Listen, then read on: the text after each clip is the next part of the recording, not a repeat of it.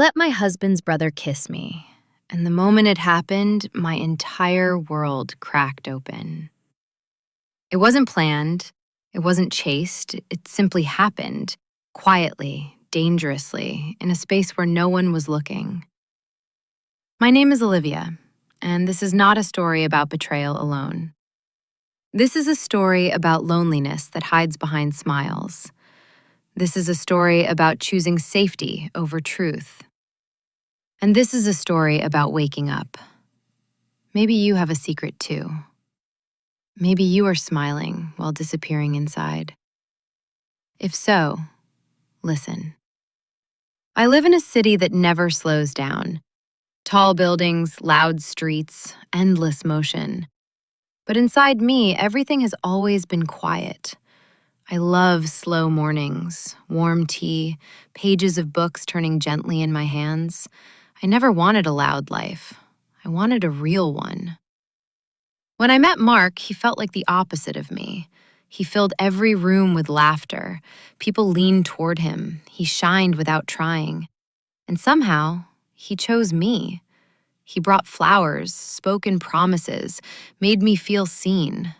At least, I thought I was seen. I told myself that love doesn't have to be loud to be real. I ignored the small voice inside that asked, "But does he really know you?" Mark had a brother. David was different.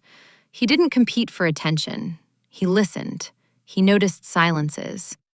When David looked at you, it felt like he wasn't waiting to speak. He was actually there. I liked him. Not in a way I allowed myself to examine. Not then. I chose Mark because everyone said he was right. Because comfort is convincing when you're afraid. Because I wanted life to be easy. The wedding came wrapped in beauty and exhaustion. I planned everything alone while Mark said, "You decide. I trust you." What he meant was, "I'm not here." On the day I was supposed to glow with happiness, fear sat heavy in my stomach. People smiled, music played, cameras flashed, and I felt like I was standing on the edge of something I couldn't name.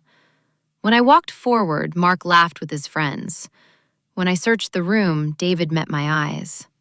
He didn't smile. He nodded, as if to say, "I see you. Breathe." At the celebration, Mark drank and disappeared into noise. I sat alone in my wedding dress while laughter surrounded me like a cruel echo. I remember thinking, how can a bride feel invisible? My feet hurt, my head ached, my heart felt hollow. So I escaped. Away from lights, away from music, away from pretending. That's where David found me.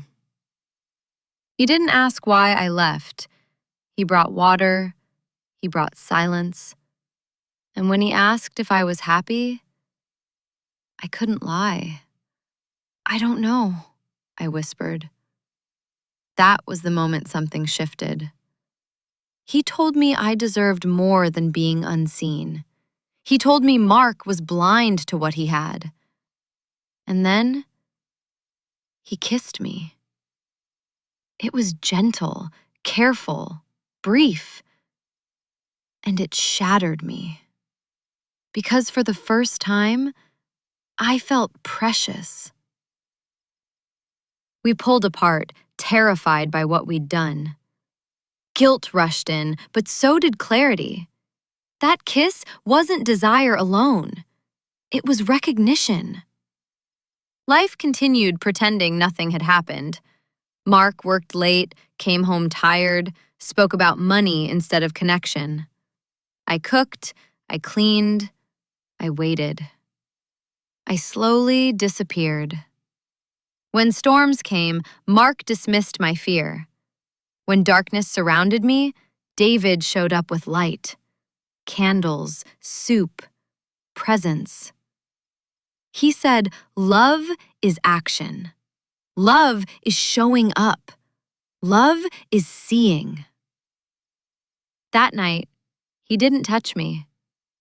He gave me something more dangerous: truth.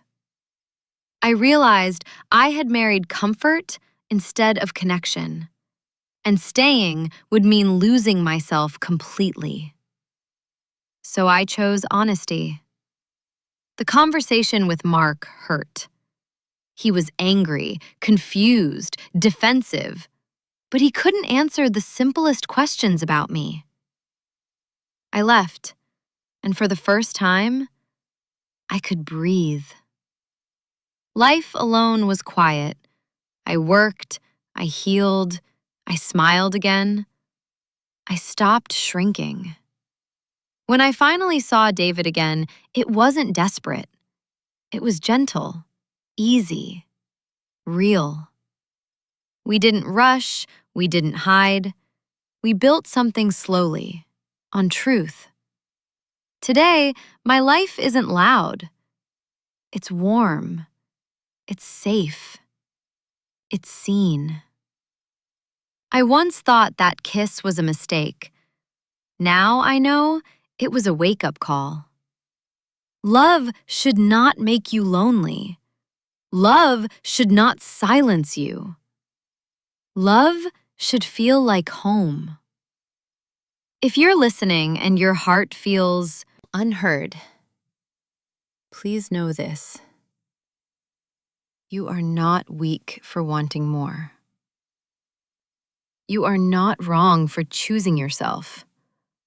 And it is never too late to change your life. I'm Olivia, and I am finally happy. Thank you for listening. You deserve to be seen.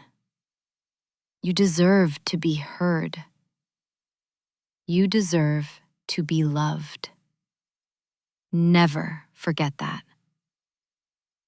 Goodbye, for now.